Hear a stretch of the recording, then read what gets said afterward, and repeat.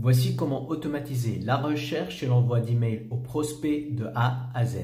Dans cette automatisation, on va faire appel à l'outil de prospection Apollo. Apollo, il propose une formule gratuite et des formules payantes assez chères. On va utiliser plutôt la formule gratuite et on va effectuer plusieurs filtres pour extraire les contacts appropriés, à savoir le statut de l'email vérifié. On va choisir des décisionnaires, on va choisir la localisation, la taille de l'entreprise ainsi que l'industrie. Par la suite, ce qu'on va faire, on va copier ce lien et on va le coller dans une base de données Notion. Dans cette base de données, on a le secteur et on a le lien.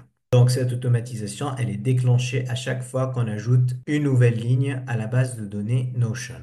Dans les 3 prochains nœuds, on va faire appel à l'outil Apify. Apify, c'est une marketplace qui permet de scraper plusieurs sites. Pour nous, donc, on va scraper Apollo.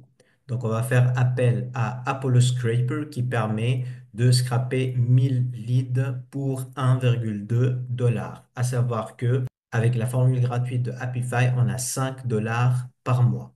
Le Apollo Scraper, il permet de scraper 100 contacts par recherche. Une fois qu'on a obtenu les données, donc on va les nettoyer, on va enlever les doublons et on va les stocker dans une base de données Notion. On aura ici le nom, le prénom, le poste, l'entreprise, l'email, le téléphone si ça existe, le profil LinkedIn de la personne, le site internet, le profil LinkedIn de l'entreprise et l'adresse si ça existe. Par la suite, donc, ce qu'on va faire, c'est que si le site internet il existe, donc on va analyser la page d'accueil. S'il n'existe pas, on va analyser plutôt la page LinkedIn de l'entreprise. Par la suite, on va transformer ces informations en texte et on va les passer à ChatGPT. ChatGPT, donc, il va nous résumer les données du site internet s'il existe ou bien nous résumer la page LinkedIn de l'entreprise et stocker ces informations dans Notion.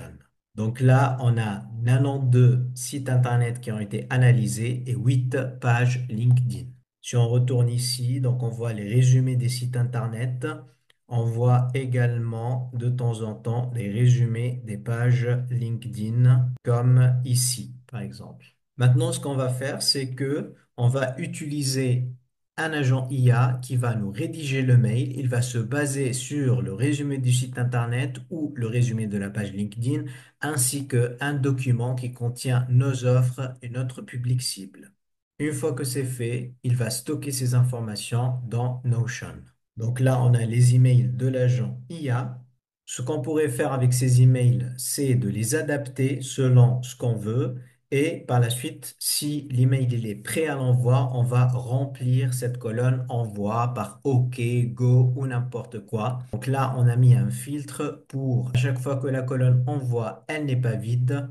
Donc, on va envoyer l'email à la personne. Par la suite, on va attendre quelques jours et on va appliquer un deuxième filtre. Ce filtre sert à vérifier si on a obtenu une réponse ou pas de la personne. Ça veut dire que si la colonne réponse, elle est toujours vide, on va continuer le flux de travail et puis on va faire une relance. Cet agent IA qui va rédiger la relance, il va prendre en considération le mail qui a été modifié dans Notion, le résumé du site internet ou de la page LinkedIn, ainsi que nos offres. L'automatisation complète ressemble à ça. On peut effectuer autant de relances qu'on veut jusqu'à la réponse et on peut intégrer toutes ces données au CRM pour un meilleur suivi. Et si vous voulez aller plus loin dans l'intégration de l'IA et les automatisations dans votre entreprise, rejoignez une de nos formations ou contactez-nous pour une configuration sur mesure et abonnez-vous à ce compte.